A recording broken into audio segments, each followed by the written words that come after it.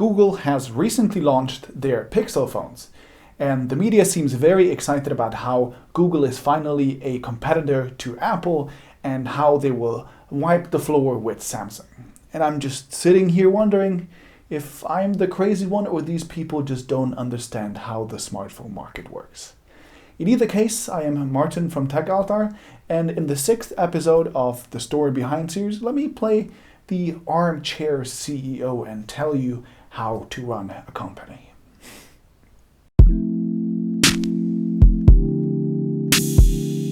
No, honestly, I want you to think about this video and what I'm gonna say, not as a consumer who is looking for a device, but as, let's say, a manager at Google. And I'm going to make this video under the assumption that the Pixel phones are supposed to be all-out for-profit devices that are supposed to be sold to regular consumers through regular channels in big quantities. They're not some reference hardware like the Nexus phones were. And if that is the case, I have 3 massive problems with the Pixel. And they're so big, I have a hard time understanding how managers at Google thought it was a good idea. First, let's talk about the seemingly obvious. Pixel and the open Android platform as we know it can't both win at the same time. You can't have the world's largest and most successful platform to yourself with thousands of eager manufacturers on it and at the same time be the top manufacturer for that very platform. It seems like a tempting idea, except for it's only tempting to you, the company who makes the platform. And to everyone else, it seems like a terrible idea. Now you might point at, say, Microsoft Surface line, for example, but the difference is that with each Surface, Microsoft is taking a huge risk of creating a new category that it then lets its partners expand to. Tablets with kickstands, detachable keyboards, and full windows. Tilty, flippy, touchscreen all-in-ones with magical dials. Those are new categories Microsoft invented, and they then let their partners fill the market they have created. Whether that's going to happen or not is yet to be seen. The Pixel though? Nothing really new about that. Instead, Google is simply positioning itself as a direct competitor to the existing products of their partners. How could that work? Google starts with giving itself preferential treatment like they did with the Assistant that's limited to Pixel for now. Next, it steals customers away from its own partners, and soon those partners will start questioning whether they want to be Google partners in the first place. Huawei and the other Chinese manufacturers are already selling most of their phones running an Android version that doesn't have a single Google app on them, not even the Play Store. Samsung basically indirectly admitted to developing Tizen as a direct reply to Google acquiring Motorola, and they're working on a ton of Google replacement services like the Gear VR instead of Daydream, like having Microsoft apps bundled on their phones that compete directly with the Google services, and they have recently bought Viv, the company that made Siri. I don't blame them, and if Pixel turns out to be a serious contender, all of these manufacturers will be stuck as second-class citizens, and they'll want the backup plan even more. Sure, leaving Google's Android is an enormous challenge, but the more successful Pixel gets, the more attractive those Plan Bs will seem. And this perfectly ties in with the second issue I have with the strategy. Google will make a lot of their hardware partners angry, and they won't even gain anything substantial from it. Making hardware these days, especially for phones, is a terrible business. Software and services, now that's where the money's at. Even Apple, the king of smartphone profitability, has admitted multiple times that they're starting to focus on selling services such as Apple Music because they predict profitability from hardware to decrease in the future. Well, for them, it's already decreasing. Even today, none of the major hardware manufacturers other than Apple and Samsung are making a profit because it's really, really hard to do, and we have every reason to believe that tomorrow will be even worse. What happened to PCs a decade ago is happening to phones right now. They are turning into a commodity, and therefore things like price and scale become more important than features, which leads to thin margins, companies going bankrupt, leaving the market, or merging together to survive. You can already see the beginning of this as phone prices are being aggressively driven down by Chinese companies. So Google turning a profit from hardware seems very unlikely. And what really blows my mind is that in the areas that truly matter, Google was already winning the race, and the Pixel phone doesn't really help them in any meaningful way. Every major tech company says that artificial intelligence is the next big battleground, especially Google. Now, I'm not an AI specialist, but the consensus for winning this battle seems to be that you just need to feed your AI incredible amounts of data from all types of sources that it can analyze and learn from. And guess what? Google is probably already better positioned than anyone else to do that. They're Google. Their whole business is built on giving you amazing services for free just so they can learn from it.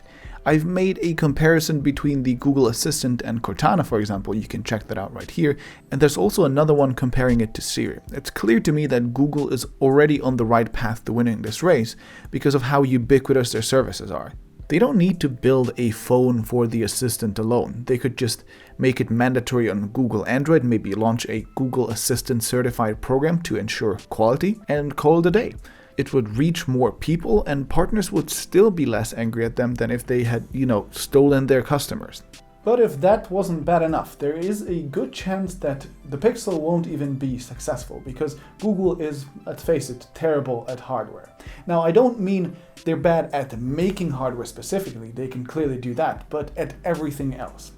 It's, I think, just not in their DNA because every time they have touched hardware, they either made something that flopped or became irrelevant in the grand scale of things.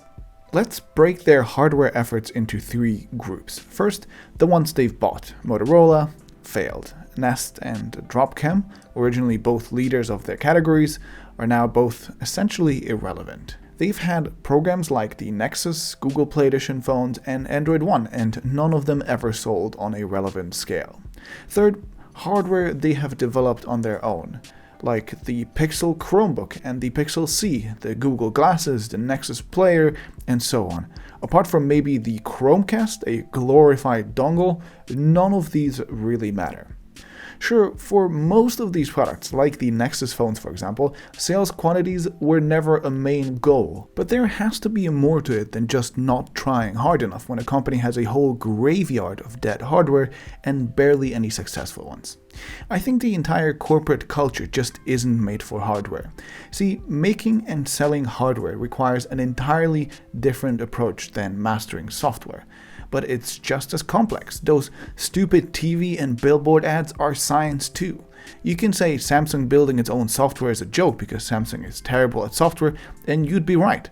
But to me, there is no reason to assume that Google actually becoming a successful hardware company is any less of a joke. Hey, listen to an analogy that I just made up. Selling a phone requires 1/3 having a great product, 1/3 having the right marketing to make customers actually want to buy your phone, and 1/3 things like sales and supply chain. Having the phone actually reach the customer. We techies, and apparently Google as well, are obsessed with the product and like to forget about the second two, but drop any of these three and it doesn't work. With an outdated product, even a company with all the world's channels and mindshare will fall. See Nokia. But equally true, without good channels and marketing, even the world's best phones won't sell. Just look at the HTC 10 or the OnePlus 3. Great phones, and yet they never reach the average consumer. What I'm trying to say is that even if Google makes the best phone in the world, those other two are still massive mountains to climb. As of now, the Pixel is still only available in 5 markets and only at a limited number of distributors, while Samsung and Huawei have their phones in every corner of the world. Building up these global channels took Apple and Samsung a decade and billions of dollars. And the same goes for convincing consumers that a bitten fruit or a random Korean word is the logo they want to see on their phones. Of course, Google could theoretically do it faster and smarter, but given that they have never done either successfully before, I can't even buy a stupid Chromecast here in Hungary, I have my doubts that they will. And that brings me to my conclusion. If Google takes the Pixel seriously and wants to be a direct competitor to Samsung and Apple and all the other manufacturers, then I really don't understand what they're doing. It's going to cost them billions and years to get anywhere. It's not going to make them a ton of money to begin with, or at least probably. It's going to make their manufacturing partners angry and seriously consider leaving their platform for something else, which is going to hinder them in the real race, that of becoming an AI powerhouse. And all of that is presuming that they will be successful in the first place, which I don't think will happen. 5 reasons for why this is a terrible idea. But hey, this is just my opinion, and I am not some kind of magical CEO person, so there's a very good chance that I am wrong. And this is a pretty controversial topic, I know, and I'm sure you guys and girls have a lot to say about it. So let's have a discussion in the comment section below. I would like to hear your opinions about this topic. And please, for 5 minutes, forget about the Pixel phone as a device and think of it as a business decision. I want to know whether you think this was a good choice for Google or not. In either case, I'm Martin from TechAltar. I hope you enjoyed this video. And if you want to see more thought-provoking videos like this one from the Story Behind series, then be sure to subscribe. Give this video a thumbs up if you enjoyed it, and I will see you in the next one. Bye-bye.